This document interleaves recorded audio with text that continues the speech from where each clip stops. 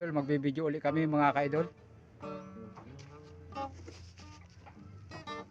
Na ito po kami sa bahay na ginawa ng aking kumparihin na si Paring Nonoy TV. Ayun po siya mga ka-idol sa taas. Shout out mga ka-idol. Yan po mga ka-idol si Paring Nonoy, si Nonoy TV mga ka-idol. Shout out. Support mo lang din mga idol sa channel niya. Support lang mga ka-idol sa channel ni Paring Nonoy TV. Ito po kami sa bahay na ginawa niya sa White House, sa native house na ginawa.